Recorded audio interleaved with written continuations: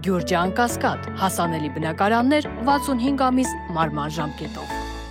Արարատ Միրզոյանը հարցազրույց է տվել Թուրքիայում գործող լրատվամիջոցներին, տեսականորեն իհարկե չի բացառվում Սահմանադրական դատարանի կողմից բացասական եզրակացություն տալու հավանականությունը, եթե համապատասխան կետը չի համապատասխանում Սահմանադրությանը։ Այնուամենայնիվ ես լուրջ հիմքեր ունեմ ենթադրելու, որ ամենայն հավանականությամբ դատարանը կարտահայտի դրական դիրքորոշում։ Մենք տեսնում ենք եւ ունենք մեր սեփական մտահոգություններն Ադրբեջանի Սահմանադրության վերաբերյալ։ Իրենց անկախության հռչակագրում նրանք հայտարարում են, որ ներկայիս Ադրբեջանի Հանրապետությունն առաջին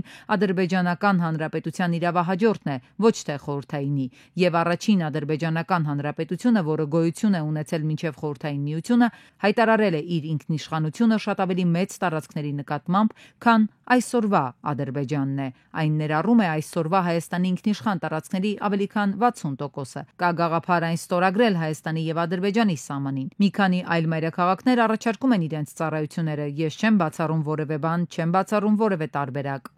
Թբիլիսիում նախատեսվում է Հայաստանի, Վրաստանի եւ Ադրբեջանի արտաքին գործերի նախարարների տեղակալների եռակողմ հանդիպում նվիրված տարածաշրջանային գործակցության հեռանկարներին։ Այս մասին հայտնել են Հայաստանի արտաքին գործերի նախարարությունից։ Փաշինյանն ասում է, ուսումնասիրել է անկախության հռչակագրի տեքստը եւ եկել եզրահանգման, որ այդ տեքստով Հայաստանի անկախ պետականություն չի կարող լինել։ Ահա այս պատճառով, ըստ նրա, նոր Սահմանադրությունում հղում անկախության հռչակագրին պետք է չլինի։ Ուսումնասիրելով անկախության հռչակագրի տեքստը, նորից ուսումնասիրելով եւ նորովի կարդալով ես ասել եմ, որ իմ կարծիքով այդ տեքստը նրա մասին է, որ Հայաստանի անկախ հանրապետություն, պետականություն չի կարող լինել, դա անհնար է։ Եթե ես սա ասում եմ, հետեւաբար ես չեմ կարող ասել, որ նոր Սահմանադրության տեքստում պետք է լինի հղում անկախության հռչակագրի։ Ընդհակառակը, ես կարող եմ ասել, որ իմ կարծիքով նոր Սահմանադրության տեքստում չպետք է լինի հղում անկախության հռչակագրին, բայց ելի ուզում եմ ասել, որոշողը Հայաստանի Հանրապետության ժողովուրդն է։ Փաշինյանը նախորդիվ բազմիցս է ասել նաև, որ Ադրբեջանի Սահմանադրությունն է, որ տարածքային պահանջներ ունի Հայաստանից, իսկ Ադրբեջանի Սահմանադրությունում կարդում ենք, որ այն հենվում է 1918-ին ստեղծված պետության անկախության հռչակագրի վրա, որը միակ փաստաթուղթն է, որտեղ նշվում է Ադրբեջանի կոնկրետ տարածքը։ Այսուհետև Ադրբեջանի ժողովուրդները ինքնիշխան իրավունքների կրող են ճանաչվում, իսկ Ադրբեջանը կազմված արևելյան եւ հարավային Անդրկովկասից, անկախ պետություն։ Իսկ պաշտոնական Բաքվի քարտեզներում արևելյան Անդրկովկասը ներառում է Սյունիքի մարզը, նաև տարածքներ Վայոց ձորից ու Գեղարքունիքից։ Անցած տարի սեպտեմբերին Նյու Յորքում Եվրոպայի խորհրդի գլխավոր քարտուղարի հետ հանդիպմանը Փաշինյանը նկատեց, որ Ադրբեջանի Սահմանադրությունը տարածքային պահանջներ ունի, բայց հայկական կողմը դա չի դարձնում բանակցային թեմա, քանի որ խաղաղության պայմանագրի համաձայնեցված տեքստում կա դրույթ, համաձայն որի կողմերից որևէ մեկը չի կարող հղում անել իր ներքին օրենսդրությանը, որպես արդիականացում տվյալ միջազգային պայմանագրի դրույթները չիրականացնելու համար։ Փաշինյանը այստեղ պարզաբանեց, խաղաղության պայմանագրում կա հոդված, որն ասում է կողմերից որևէ մեկը չի կարող հղում անել իր ներքին օրենսդրության այս պայմանագրով ստանձնած պարտավորությունների կատարումը ձախողելու համար։ Բաքուն հիմա միջանցք է ուզում, մեղմացում չի լինելու, հայտարարում է Փաշինյանը։ Մենք մեր դիրքորոշումը վաղուց ենք ասել։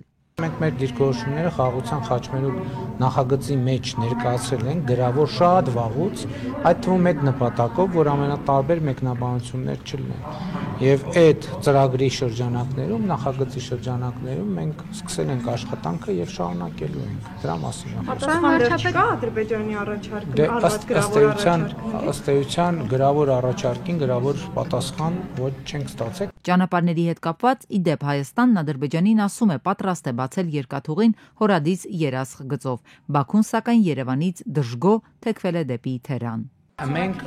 ասում ենք մեր սկզբունքները եւ ասում ենք, որ մեր սկզբունքների շրջանակում մենք պատրաստ ենք գնալ բարձրությունների։ Տեսեք, Ադրբեջանը ըստ էության ասում է, որ Հայաստանի Հանրապետությունը, քանի որ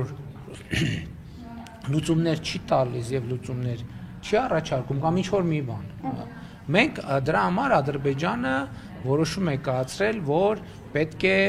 օգտվեն Իրանի երթուղուց։ Այսինքն սա նշանակում է, որ Իրանի երթուղին եւ պայմանները իրանց համար ընդունելի են, հակառակ դեպքում իրանք չեն օգտվի դրանից։ Եվ մենք որպեսզի նաեւ այս համատեքստում ամեն ինչ բարձ հասկանալի լինի, եւ մենք ասում ենք, որ պատրաստ ենք նույն պայմաններով, ինչ պայմաններով Իրանի Իսլամական Հանրապետությունով են անցնում, նույն պայմաններով ապահովել Հայաստանի Հանրապետության տարածքով։ Նոյեմբերի 9-ի փաստաթղթի 9-րդ կետում մի բան չկա, որից ենթադրվում է, որ Հայաստանի տարածքի ամբողջականությունը, ինքնավարությունը, իրավազորությունը պիտի որևէ ձևով նսեմացնի, որևէ երրորդ ուժ մեր երկրի տարածքում ներկայություն ունենա եւ հստակ փոխադարձության սկզբունք է արձանագրված։ Ռուսական վերահսկողության մասով Նիկոլ Փաշինյանը արձագանքեց. «Մենք այդ հարցին տվել ենք պատասխան, որ դա կարող է լինել մոնիտորինգային գործառույթ, որը կարող է իրականացվել Մոսկվայից կամ արբանյակային գործիքների միջոցով»։ Արցախից բռնի տեղահանվածները ցույց են անում, բողոքում պահանջում են նախագահ Սամվել Շահրամանյանից զբաղվել իրենց հարցերով, պահանջում են տեր կանգնել իրենց, դիմել դատախազություն,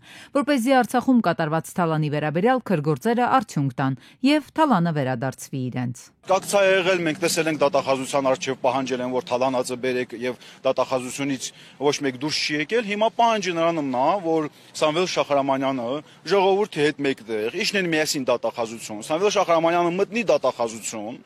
եւ այնտեղ հենց խոսի նրա մասին, որ այս գործերը պետք է արագացնեն ու մեզ մի հատ կոնկրետ հստակ ողջամիտ պատասխան տան, ինչքան ժամանակը մենք արում այդ հարցերը լուծեն, որպեսզի որ ժողովուրդը չհայտնվեն ծայրահեղ ծանր վիճակում։ Արցախցիների իրավունքների պաշտպանության խորհրդի տարածած հայտարարությունով էլ պահանջում են հրատապ հարցերի շուրջ սկսած հանրային քննարկումները շարունակել ավելի լայն ձևաչափով, լսել ժողովրդի տարբեր շրջանակների կարծիքներն ու առաջարկները հետագա որոշումների ու անելիքների շուրջ։ Բացի այդ, պահանջում են հանրային հանդիպումներ, լսելու արցախցիների կարծիքները, համատեղ քննարկելու հետագա անելիքները։ Համ հերեսա զոհվալ առաջի զոհն է եղել Ասկերանի ռայոնի Սարուշեն գյուղում, համ հալալ ախպերեսա ուժեղ բոյտով է սաղ գիտին։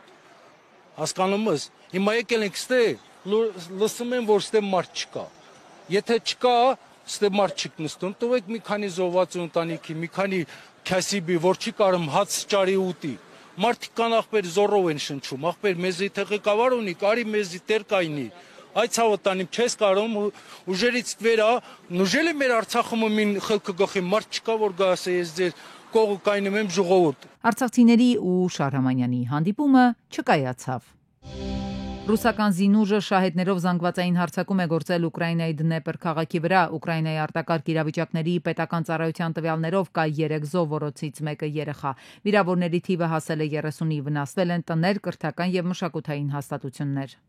Ուկրաինայի Գերագույն Ռադան կրկին կողմ է քվեարկել Ուկրաինայում ռազմական դրության եւ ամընդհանուր զորահավաքի երկարաձգմանը, համաձայն որի իրավական ռեժիմը գործելու է առնվազն 90 օր։ Համապատասխան օրինագծերը խորհրդարան է ներկայացրել Ուկրաինայի նախագահ Վլադիմիր Զելենսկին։ Ռազմական դրությունը եւ զորահավաքը երկարաձգելու օգտին քվեարկել է 357 ժողովրդական падգամավոր։ Սա 2022 թվականի փետրվարի 24-ից Ուկրաինայում գործող ռազմական դրության եւ ամընդհանուր զորահավաքի արդեն 15-րդ երկարաձգումն է։ Իրանի միջուկային խնդրի խաղաղ կարգավորման նպատակով Իրան է այցելել միջազգային ատոմային էներգիայի գործակալության ՄԱԳԱՏԵ-ի գլխավոր տնօրեն Ռաֆայել Գրոսին։ Իրանի արտգործնախարար Արաղչին դրական է գնահատել այցը ու նշել, որ առաջիկա ամիսներին գործակալությունը կարող է կարևոր դերակատարություն ունենալ Ամերիկայի Միացյալ Նահանգներ Իրան բանակցություններում։ Մենք հակված ենք վստահելու Գրոսիի առաքելությանը, որն ուղղված է գործակալությունը քաղաքականությունից ու քաղաքականացումից զերծ պահելուն, կենտրոնանալով տեխնիկական խնդիրների վրա, հայտարարել է Արաղչին։ Իրանի արտաքին գործերի նախարար Սեյեդ Աբաս Արաղչին դիվանագիտական պատվիրակության գլխավորությամբ մեկնել է Մոսկվա բանակցություններ եւ խորհրդակցություններ անցկացնելու ռուս բարձրաստիճան պաշտոնյաների հետ եւ գերագույն առաջնորդ Այաթոլլա Ալի Խամենեի գրավոր ուղերձը փոխանցելով Ռուսաստանի նախագահ Պուտինին։ Իրանի Իսլամական Հանրապետության արտաքին գործերի նախարարի նախապես ծրագրված այցը Ռուսաստան տեղի է ունենում Ռուսաստանի Դաշնության արտաքին գործերի նախարար Սերգեյ Լավրովի հրավերով եւ երկու երկրների որպես ռազմավարական գործընկերների շարունակական խորհրդակցությունների շրջանակում։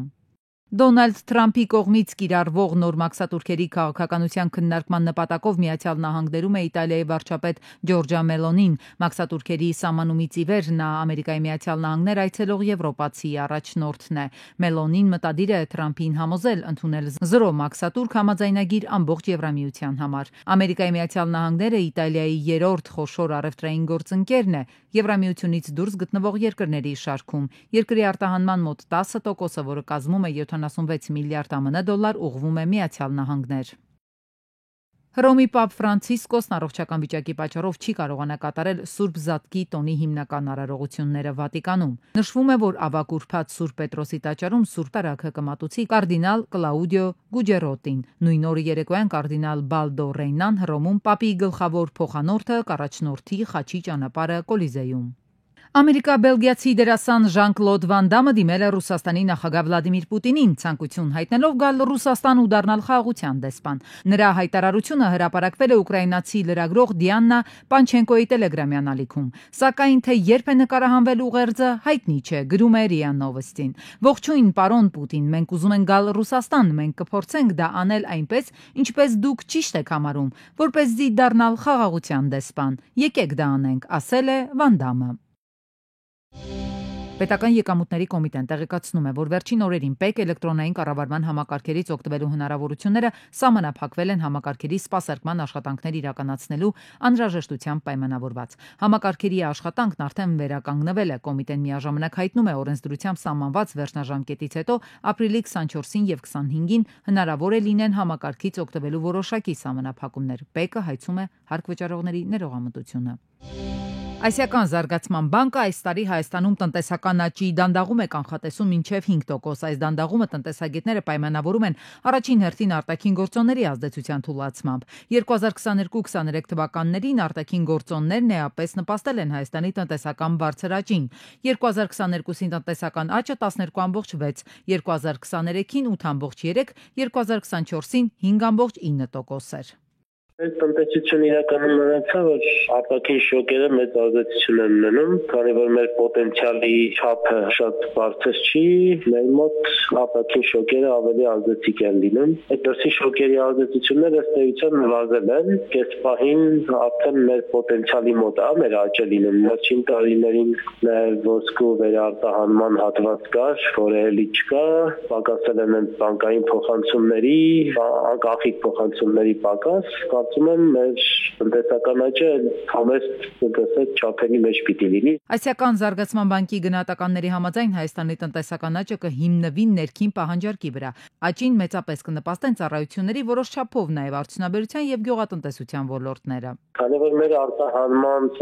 պոտենցիալը չի աճել այս տարիներին, եթե մենք սպասենք, ասենք գլոբալ ռեսեսիոն սպասումներ ունենանք, համաշխարհային աճի դանդաղումներ, բնականաբար մեր արտահանումը չի կարող մեծ ծավալով աճ ունենալ, հատկապես եթե հաշվի առնենք, որ ինչ-որ ենք արտահանում կամ չգիտեմ։ Մեր աճի հիմնական ուղին պիտի լինի շինարարությունը, ներքին պահանջարկով պայմանավորված, այդ արտաքին մեծ տնտեսական ազդեցություն դեպի աճ, աճին դրդող ազդեցություններ իրենք չեն սպասում։ Ասիական զարգացման բանկը կանխատեսում է նաև, որ 2025-ին Հայաստանում գնաճը արագ ընթացք կունենա, հասնելով 3%-ի։ Դա ըստ մասնագետների հենց կենտրոնական բանկի սահմանած թիրախային շրջանակն է թույլատրելի միջակայքը Հայաստանի տնտեսության համար։